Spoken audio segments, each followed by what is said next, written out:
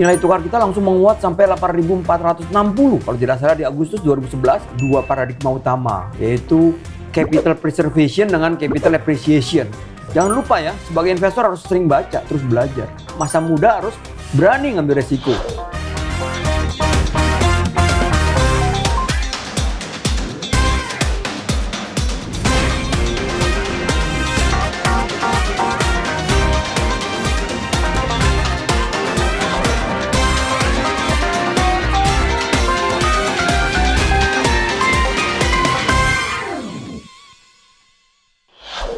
Halo Sahabat Mira Aset semuanya, kita ketemu lagi di Hidden Master Eksklusif bersama saya Alim Wiratmaja. Kali ini kita akan berbincang bersama dengan Profesor Dr. Budi Frensidi, Guru Besar Universitas Indonesia. Halo Prof, apa kabarnya?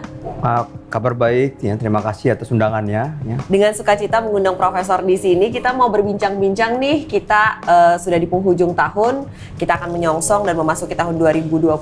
Seperti apa nih pandangan dari Bapak Budi sendiri untuk market tahun 2022 baik dari sisi globalnya maupun juga domestik? Kalau untuk global kita lihat pertumbuhannya akan bagus ya, lebih baik dibandingkan secara umum ya, lebih baik dibandingkan tahun ini, dan khusus untuk Indonesia sudah pasti lebih baik ya. Kita tahun ini mungkin pertumbuhan ekonomi kita mencapai 4 sulit ya, tapi tahun depan itu ada yang menambahkan 5,96, bahkan ada yang sampai 6,5% ya untuk tahun depan ya. Jadi kalau kita bicara perekonomian, biasanya indikator utamanya adalah pertumbuhan ekonomi selain inflasi dan nilai tukar ya. Jadi nilai tukar pun rasanya stabil walaupun beberapa memprediksi akan mengalami depresiasi mata uang kita ya, tapi masih dalam terkendali lah. Kemudian inflasi sedikit mengalami kenaikan dibandingkan tahun ini. Tahun ini katakan 1,5 atau di bawah 2%, tahun depan mungkin kita akan masuk ke area 3 atau bahkan lebih, tapi saya pikir masih baik ya, dalam kisaran 3% atau kurang atau di bawah 4%. Terkait dengan tapering ini kita harus khawatir nggak sih Pak Budi? Iya, tapering ini memang salah satu yang ya karena perekonomian keuangan kita semua global tentu ada pengaruhnya, tapi saya pikir dengan kenaikan 2 kali ya, diprediksi 2 kali di tahun 2022, saya pikir kalaupun ada pengaruh, saya pikir akan direspon dengan cepat oleh kenaikan suku bunga kita, sehingga harapan kita tidak signifikan lah pengaruh ke bursa kita. Iya, rupiah juga tadi Anda katakan kemungkinan besar masih cukup resilient ya Pak ya? Iya, mestinya sih tahun ini rupiah itu punya hak untuk menguat ya. Kenapa? Karena untuk pertama kalinya yang namanya current account kita surplus. Setelah kalau tidak salah 2011 itu terakhir ya, bahwa selama 10 tahun kita tidak mengalami surplus, kemudian kali ini surplus. Padahal kalau kita mengacu pada surplus di current account di tahun 2011 itu nilai tukar kita langsung menguat sampai 8.460 kalau tidak salah di Agustus 2011, akibat dari ya sebenarnya booming ataupun surplus besar-besaran juga di trade balance, neraca perdagangan, yang mengakibatkan current account pun bisa surplus. Dan saya pernah waktu itu membaca saat itu kalau tidak diintervensi oleh BI, rupiah kita menuju ke 8.000, dan itu yang kita harapkan ya. Booming juga harga komoditas ya, CPO mencapai all time high ya, kemudian batu bara juga, dan tapi efeknya nilai tukar belum ya kali ini, sehingga banyak analis ya saya perhatikan itu menganalisis rupiah menguat, tapi sayangnya ada isu ya mungkin salah satunya tapering, dan juga masih ada ancaman dari mungkin pandemi ya. Bisakah kita berharap akan terjadi super cycle commodity lagi nih, Prof? Saya pikir harga komoditas yang sekarang tinggi itu akan bertahan paling tidak di semester 1. Salah satunya adalah akibat mobilitas yang terbatas di Malaysia. Ya, jadi begitu sulit tenaga kerja asing masuk, ya, infleksibel, maka supply menjadi terbatas. Jadi ini berhubungan dengan supply chain yang mengalami disrupsi, akibatnya harga komoditas pun mengalami kenaikan sampai menembus all time high, which is good for Indonesia karena ekspor kita itu pernah terbaik itu di 2011 yang mengakibat nilai tukar dan perekonomian juga waktu itu tumbuh 6,5, tapi setelah itu tidak terulang lagi dan sekarang mencapai all time high yang mestinya nilai tukar dan lainnya juga mengalami apresiasi walaupun itu tidak terjadi. Jadi awalnya saya memprediksi apresiasi akan terjadi, tapi ternyata tidak, paling tidak stabil lah. kita ekspor ini tahun ini bisa mencapai all time high juga. Ya, tahun 2011 kita pernah mencapai untuk pertama kali di atas 200 miliar US dollar, 203,5 kalau tidak salah, menjadi 30 negara eksportir terbesar. Tidak mengalami lagi dan tahun ini rasanya akan tembus. Ya, jadi rasanya akan memecahkan rekor itu sehingga good for our economy dan juga good for our people. Ya, kenapa naiknya harga komoditas terutama CPO dan batu bara ini menjadi sumber pencaharian dari belasan atau bahkan 20 juta lebih dari masyarakat kita. Sehingga prediksi penjualan otomotif yang tadinya diprediksinya 750.000 direvisi menjadi 850.000 dan tahun depan rasanya 950.000, atau kalau memang benar-benar pertumbuhan ekonomi kita mencapai 6,5 mungkin bisa kembali 1 juta ya. Wah. Kalau demikian, sektor apa nih di mata Pak Budi yang cukup menarik dicermati di tahun 2022 untuk ekuitas saham nih Pak? Ya, kalau untuk semester 1 saya pikir komoditas masih oke ya, masih akan bertahan. Kemudian juga komoditas kita tahu ya, banyak sekali emiten di bursa efek kita yang memang basisnya adalah komoditas. Kemudian non-cyclical consumer juga pasti akan defensif seperti biasa. Dan kalau nanti pertumbuhan ekonomi kita menembus 6 sampai lebih, siap-siap cyclical commodity atau cyclical industri juga akan menikmatinya ya, karena ya kita tahu Indonesia juga terkenal sebagai negara yang high beta lah dibandingkan regional ya, negara-negara Asia Tenggara lainnya. Saya pikir itu ya, jadi consumer tetap komoditas, walaupun komoditas mungkin begitu memasuki semester 2 mungkin tidak menikmati all time high lagi atau tidak menikmati harga-harga tertingginya ya. Tapi kita juga punya yang lain kan, katakan yang tadi consumer yang baik yang cyclical maupun non cyclical, dan cyclical ini akan sangat diuntungkan kalau pertumbuhan ekonomi kita tahun depan melesat ke 6% atau lebih. Wah, menarik nih. Jadi semangat saya nih Prof menyambut Iya, 2022 nih. Iya. Oke, tadi kita sudah bahas soal ekuitas aset kelas apa yang di mata Profesor Budi nih akan menarik di 2022. Oh ya, tadi saya belum sebutkan bahwa inflasi kan tahun depan diperkirakan akan lebih tinggi ya dari tahun ini, dan juga tahun ini kenapa rendah? Salah satunya adalah BBM yang tidak diperkenankan naik ya oleh pemerintah. Jadi namanya dalam ilmu ekonomi administered prices ya, jadi dikendalikan lah. Nah, tahun depan kalau ini tidak dikendalikan, dibiarkan mengambang mengikuti harga pasar akan naik, maka inflasi akan tinggi dan itu akan mempunyai efek kurang baik untuk yang namanya sudah memegang obligasi, terutama yang fixed rate. Sehingga obligasi mungkin semester 2 menjadi salah satu yang harus dihindari, dan mungkin sekarang pun duration kalau bisa diturunkan, memegang obligasi yang jangka pendek saja. Nah, jadi yang relatif tetap menarik ya seperti biasa ekuitas. Kenapa? Karena dalam jangka panjang itu pertumbuhan dari ISG kita itu akan konvergen ke pertumbuhan ekonomi nominal, yaitu real ditambah inflasi. Kalau real katakan bisa 6% dengan inflasi katakan 4%, 10%, ada sesuatu yang wajar saya pikir ya akan dialami oleh IHSG kita. Oke, kita sudah bahas tadi peluang-peluang yang menarik yang bisa kita cermati. Tantangannya ada nggak Prof yang perlu kita waspadai juga nih selain tapering tadi? Tantangannya mungkin salah satunya adalah yang pandemi, terutama varian baru Omicron yang ya kita harus bersyukur ya. Terima kasih kepada pemerintah yang begitu ketat dan juga vaksinasi yang berhasil. Tapi kalau kita melihat apa yang terjadi di belahan dunia lain, ini masih mengancam saya pikir ya. Masih mengancam ya, Omicron. Kemudian juga adanya undang-undang cipta kerja yang diminta diperintahkan untuk direvisi ya. Saya pikir ini kalau memang ternyata nanti sudah direvisi dan tetap bisa mengakomodasi kepentingan pengusaha dan juga para pekerja, ini ya saya pikir menjadi tantangan kalau tidak bisa diselesaikan dalam waktu dekat. Tapi kalau nanti bisa diselesaikan menjadi sesuatu yang bagus ya, kondusif untuk perekonomian kita. Kemudian ya mungkin kenaikan inflasi dan suku bunga itu yang perlu kita antisipasi. Prof, kasih tips dong strategi untuk generasi muda nih untuk bisa membangun aset mereka, mengatur keuangan.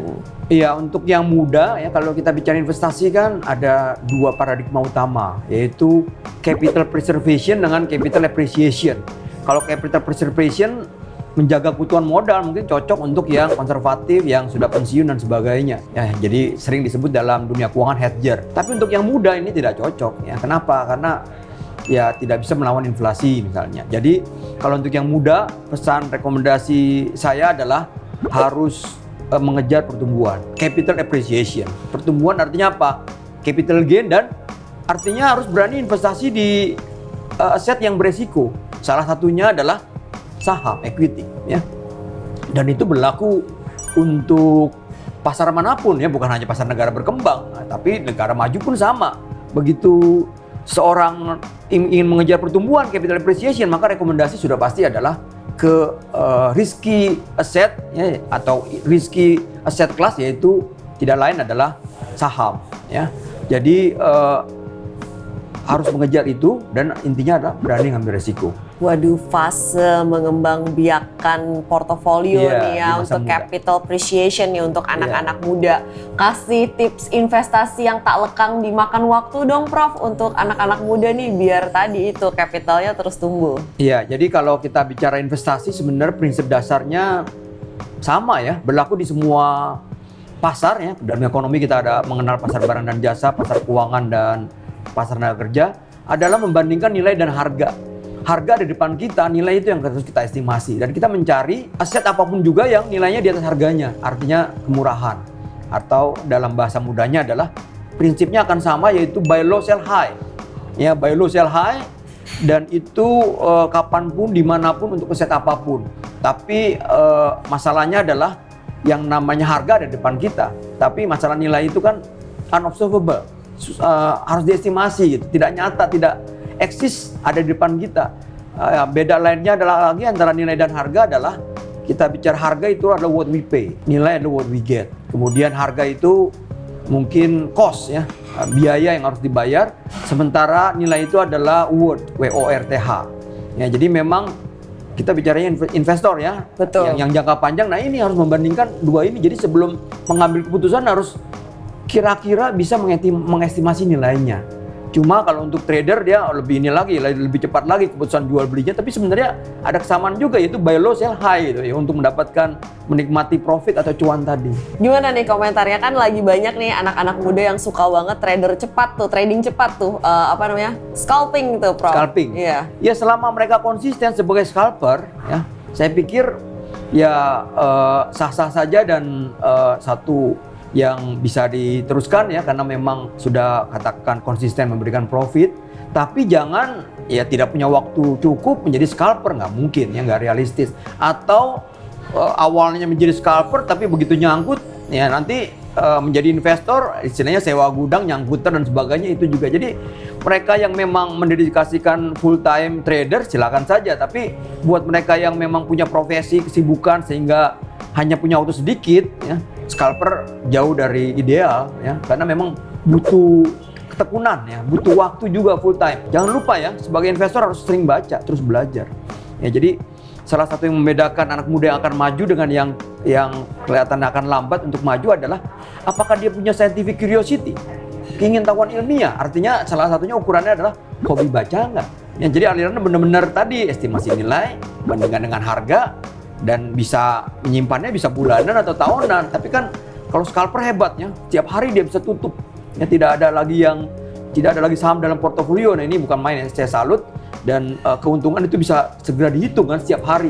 Profesor sendiri kan juga menulis buku ya, matematika keuangan ya. Mengapa sih ini tuh esensial buat kita kuasai nih Prof? Yang dianjurkan oleh pemerintah bahwa masyarakat itu menjadi literate ya, atau mencapai literasi keuangan, kalau menurut saya tidak cukup. Literasi keuangan itu hanya memahami produk, mengenali produk-produk keuangan dan investasi ya.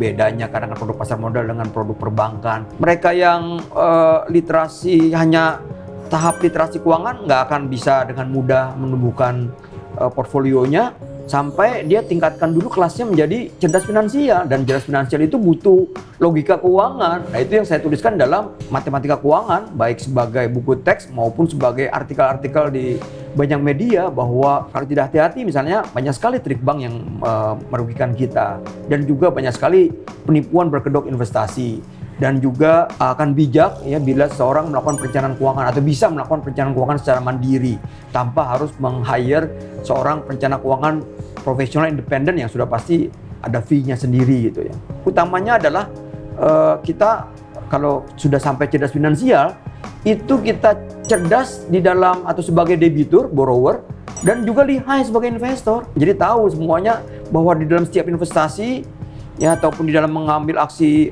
membeli suatu produk investasi pasti ada resikonya. Jadi selalu melihat dua aspek dari sisi investasi, yaitu expected return dan resiko. Bahkan kalau yang lebih lihai lagi sampai ke yang ketiga, likuiditas. Menarik sekali nih ya. Jadi kita harus tingkatkan kemampuan diri ya, bukan cuma sekedar melek finansial nih, cerdas finansial juga ya. Jadi utamanya misi saya itu meningkatkan atau membuat semakin banyak orang Indonesia tidak saja melek finansial tapi juga cerdas finansial. Walaupun ini balik lagi harus hobi baca, punya scientific curiosity, dan ya sedikit suka-suka hitungan lah. Prof, kasih pesan dong biar kita ini anak-anak muda bisa mencapai tujuan finansial kita gitu kan. Katanya anak muda ini banyak maunya tapi duitnya terbatas nih Prof. Jadi apa nih kita step-stepnya untuk menyiapkan jadi kita fondasinya itu kuat gitu Prof untuk mencapai tujuan finansial.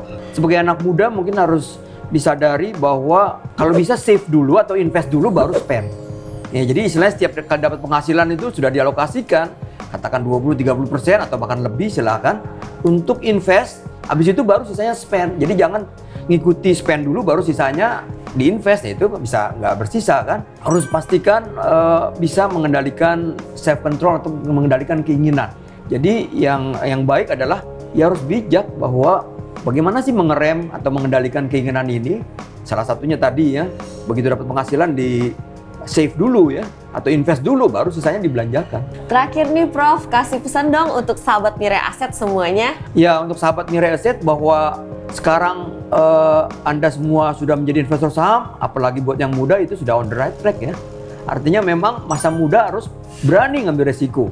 Itu akan mulai pelan-pelan berkurang dengan semakin bertambahnya usia. Jadi kalau usianya katakan sudah mendekati pensiun, apalagi pensiun, yang dibutuhkan bukan lagi capital gain atau growth atau capital appreciation, tapi adalah cash flow. Ya, jadi kalau membeli saham pun ya mungkin disesuaikan yang memberikan dividen yang besar. Atau mungkin sebagian besar sudah pindahkan ke fixed income ya. Jadi ada rumus juga itu bahwa di dalam persentase di saham itu mesti paling tidak rule of thumb ya 100 dikurangi umur. Jadi kalau umur katakan 25-30 ya 70-75% berani mestinya ditaruh di dalam saham. Definisi kaya menurut Profesor Dr. Budi Frensidi itu seperti apa sih? Nah, ini mengenai kaya itu kan biasa dilihat dari asetnya. Tapi sebenarnya yang lebih penting sebenarnya bukan kaya, makmur. Makmur itu adalah definisinya bukannya berapa banyak kekayaan ya, net worth yang seseorang miliki, tapi seberapa lama kekayaan ataupun yang dia miliki ini bisa menopang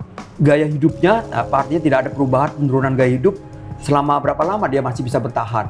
Ya, jadi orang kaya belum tentu makmur ya, dan orang makmur juga nggak mesti kaya sekali. Jadi makmur itu adalah mereka yang bisa meninggalkan pekerjaannya, ya, meninggalkan pekerjaannya artinya tidak bekerja secara 9 to 5, tapi masih bisa mempertahankan lifestyle-nya. Kenapa? Karena passive income-nya sudah bisa memenuhi kebutuhan hidupnya. Terima kasih Prof, seru banget ngobrolnya Ya, pada sama-sama. hari ini. Terima kasih juga. Itu tadi dia perbincangan kita bersama dengan Profesor Dr. Budi Frensidi, Guru Besar Universitas Indonesia. Nah, seru banget kan? Mari kita semua sama-sama semangat menjadi jutawan. Makin cuan ya sahabat Mirai Aset semuanya. Sampai jumpa.